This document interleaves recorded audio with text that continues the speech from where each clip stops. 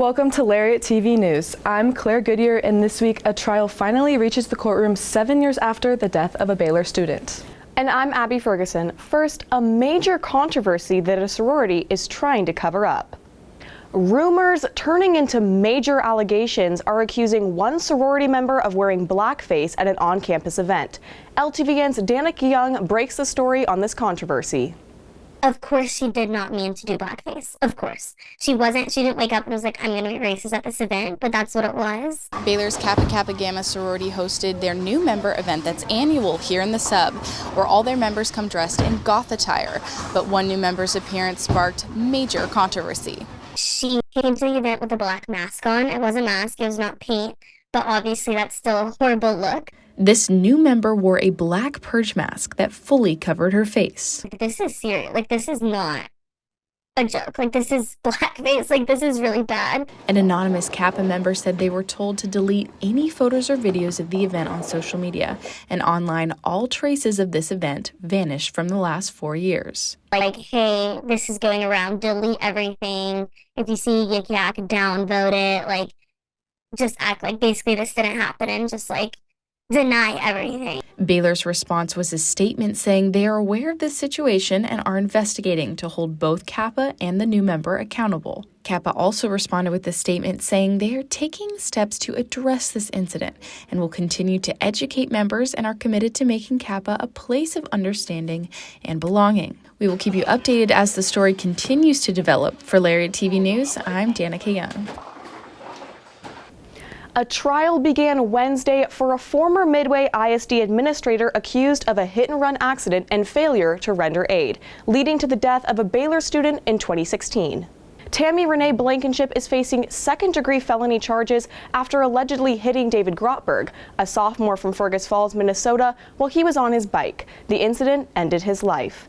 Blankenship was arrested almost 3 years after the alleged hit and run in 2019. Now, over 4 years later, she is finally on trial. We'll keep you updated as the proceedings continue next week and a verdict is reached. 7 years ago, a Waco couple built a home for their family. It's not just any home, and it's not just any family either. LTVN's Macy Krause found the story. This place was literally a hangar. There was no wood, there was no ceiling. I've seen all this built from a couple boards inside. All this is at 417 South 17th Street in Waco. It looks like a shed under the bridge, and it's guarded with a sign that says, "Do not enter." Inside, you'll find something priceless. We met some homeless people, and we started serving them and got to befriend them, and it just kind of snowballed from there. That was 2017. Dusty and Lauren Kirk set a goal to make a difference by helping the homeless, but the lives they tried to change them. We're the ones that got changed. We're the ones that got humbled, and we just see a different side of God's world and God's kingdom. So it's humbling. And the fire that sparked them hasn't diminished. We don't get the burnout fatigue as like some social workers do. Everything that we need here, God's been providing it abundantly, and we see that, so we know we're doing the right thing. We're on the right course, and that's the reward. The Kirks believe the root cause of homelessness is broken families. Their mission to counter that is to build their own family on trust. They're very positive and very friendly towards you, and some of these other shelters do not operate like that whatsoever. Every individual who comes to the hangar has their own strengths, weaknesses, gifts, and talents. Lauren and Dusty Kirk will continue to help people, but they require mutual participation. So they're working with those people, not for them. There's that compassion fatigue because you just want to help people, but you have to wait till people are in the place where they want the help. This is a house. It's not a facility, someplace that has to do things, and does that at this time of day. That's amazing. It's a house that's built on faith. For Lariat TV News, I'm Macy Krause. After 2 decades of business, Waco staple Cerona Boutique and Restaurant will be closing its doors this month. Caitlin Sides tells us why this story is about more than just the bottom line. And I believe God was preparing me for all of this in the next chapter, and so it's just time for me to let somebody else do this amazing thing. A longtime Waco staple, Sorority Boutique and Restaurant is closing after 20 years of business. The iconic building, which was built 70 years ago, was originally home to Saks on the Avenue. When Sorority opened in 2003, the family business was sold to Holly Harris and Martha Sanders. The business has been through many ups and downs, but is always ready for new changes. I think that's one of the main things about business, and when you own it in retail, you have to always change with the times. And change happens whether you're ready or not. The decision came to Holly Harris to close as her longtime business partner and best friend passed away May of last year. She decided it was time for someone else to make new traditions. That is the hardest thing. She was just like my sister and business partners for 22 years, lived across the street from me. We were just two peas in a pod. So that has been really rough. Across 1,200 square feet, many memories have been made through shopping and lunch gatherings. One longtime customer says she practically raised her kids at Cerona and is excited to see what the future holds. It'd be great to put another tradition here for young moms and their kids, and your moms and your grandmas' tea times and celebrations to stay here. But Holly has done an amazing job, and we're so thankful to her for the time it took to build this memory for Waco. In preparation for their closing, the boutique is offering mini sales depending on each vendor. Harris is inviting longtime customers to visit once again and new people to come check out their business. The beloved Waco Boutique and Restaurant will close its doors for the final time February 24th. For Lariat TV News, I'm Caitlin Sides. A partnership between a local coffee shop and Baylor Dining has been brewing for some time now. Brooks Dining Hall is now offering coffee from Pinewood, a Waco coffee shop known as a Baylor student favorite. Students can choose between two blends, the classic Rover or Old Main, created exclusively for Baylor's campus. Brooks will also be offering local dairy milk from Milking Creamery to complete your cup of joe. The beans are ground and brewed right there in Brooks Dining Hall. Yeah, this partnership means a lot to us. Obviously, anytime you can roast more coffee and sell more coffee, that's great. But just being able to work with Baylor, they seem, especially Brooks, seems really committed to working with small businesses more. I know they work with Milking, which we use Milking's milk as well. And so it seemed like a perfect partnership, and it's great. There's a lot going on as Baylor celebrates a first birthday. And after your cake, healthy eating habits with the city's health center next. Let there be light. Let there be roommates and teammates and strangers who become family. Let there be marching and cheering. Let there be challenging courses and time to share. Scholarship and championships. Let there be groundbreaking and soul-searching. Let there be laughter. Let there be joy. Let there be light.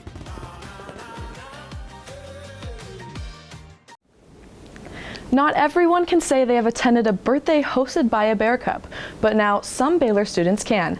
Abby Ferguson shows you how Indian Belle like to party. It's certainly colder than it was for their welcome home party back in August, but everyone is keeping their hearts warm to wish Indian Belle a happy first birthday on this windy Saturday morning. Cousins by birth and born just 5 days apart, Indy and Belle have been at the center of celebration for Baylor this last year.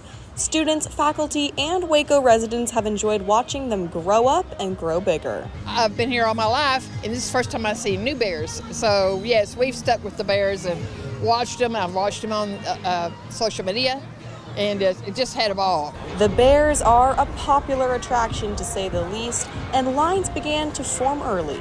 First of all, I woke up around 8 and I got down here around 9:45, and there was quite a few people out here. So I stood in line and we got shirts, and then we went to face paint. Their birthday party featured free cake, celebratory t-shirts, and bouncy houses. Attendees were encouraged to write notes for a time capsule that will be opened when the Cubs turn 20. Yeah, I'm gonna write happy birthday, we love you, we can't wait to see you grow up. The event was primarily organized by student activities in partnership with the Bear Habitat. Our part of the planning was just the scheduling and logistics of everything. and that was really all this week. This is definitely a big thing for us. We've got our entire organization here pretty much. And the best news, turning 1 year older means Indy and Belle are even closer to mastering their Sikkim. For Lariat TV News, I'm Abby Ferguson. Baylor claims its business programs are highly sought after by incoming freshmen, and through the DSD Designated Scholars Day, the university gets a chance to show off. Current Baylor students and Hankomer Scholars or Business Fellows got the opportunity to recruit high school seniors and encourage them to choose Baylor as their new home. They had no shortage of compliments for the school. We got to talk to those students and tell them about our programs, tell them about the business school, and essentially show them why Baylor is an awesome school to come to and a great business school to learn from. Designated Scholar Day is similar to Invitation of Excellence, but it showcases specifically interactions between professors, staff, and current students. The Baylor chapter of Public Relations Student Society of America got some advice from an expert, Baylor Vice President Jason Cook, who also serves as the Chief Marketing Officer, at their first club meeting of the year. Using his own career as an example, he shared tips for the public relations field and took questions from the club. You know, one of the neat things about working on a university campus is the ability to interact with students as a professional. And I remember when I was in the PRSSA chapter as a student and having guest speakers come in. And I think what it does is it ties what you're learning in the classroom with really what's happening in the professional world. So anytime we could share that information, provide students an opportunity to ask questions, it's just so fulfilling for me as a PR professional. Eating healthy and staying active can be a challenge, especially on a budget. LTVN's Jared Cottingham shows you how two groups came together to show the community how to do just that. Waco's District Health Center is partnering with Highland Baptist Church to provide a free 6-week course educating community members on how to live healthy and exercise, all on a budget. Really believe that like physical health, spiritual health, emotional health, they're all health. They're all connected to us just being good stewards with our body, being that temple that God has gifted us. Spiritually, mentally, physically, all of it. And the more you age, the more you realize how much your health impacts you as you get older. The first class was an introduction to My Plate and physical activity. My Plate consisting of fruits, vegetables, grains, proteins, and dairy. Small tips to good health include taking the stairs, sometimes if it's day and it's safe outside, park a little bit away from the store so you can get your steps in, walking into the store, little things like that, and they'll slowly add up. I just have always struggled with what to eat and the right amounts and everything, and I don't know, I just thought maybe taking a class and hearing from other people would be nice to just get some other ideas. It's also a good place to learn. To connect with others that are in that same stage of just like, how can I be healthier? How can I do exercises that I maybe don't do before? To learn how to maintain healthy habits, simply show up to Highland Baptist Church's Wellness Center over the next 5 Thursdays from 12 to 1 in the afternoon. For Lariat TV News, I'm Jared Cottingham. And physical health isn't the only thing you should have your mind on. Everybody needs a home base, and at Baylor, there's a special place that can answer big questions about heartbreak, grief, and college. To Baylor's University Chaplain Bert Burleson, exploring the overlooked questions in our lives is essential. Burleson says having a mentor who connects people can help move towards spiritual health and healthier outlook on life. Being mentored can bring hope into the uncertainty of college life. We all have a soul waiting to be fed. The other thing is, I think we're made to be whole.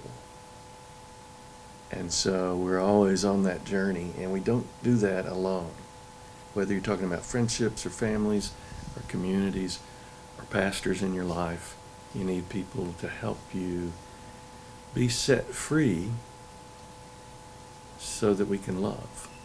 If you need to ask the big questions yourself, you can head to the Bobo Spiritual Life Center to schedule an appointment. Experts visited Baylor's campus to raise awareness on the effects of climate change all over the world. Claire Goodyear tells you how you can make a difference at the local level. Baylor held a panel with climate scientists Monday to show that climate change isn't as simple as many may think. Climate change was not future anymore, it was already now.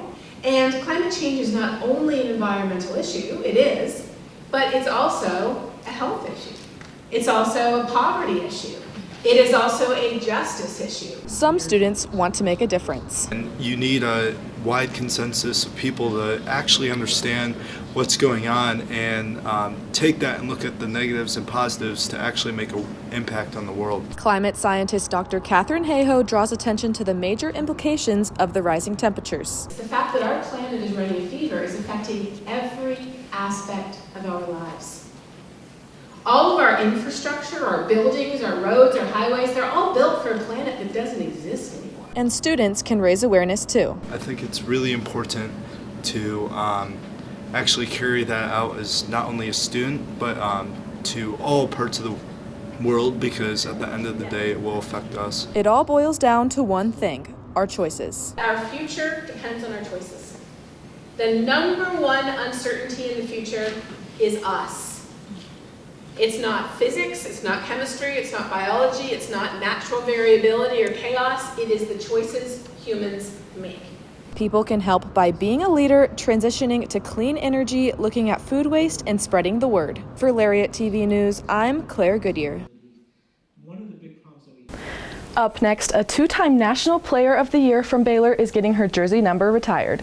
And Baylor men's basketball is hoping to turn a win into a streak against Iowa State.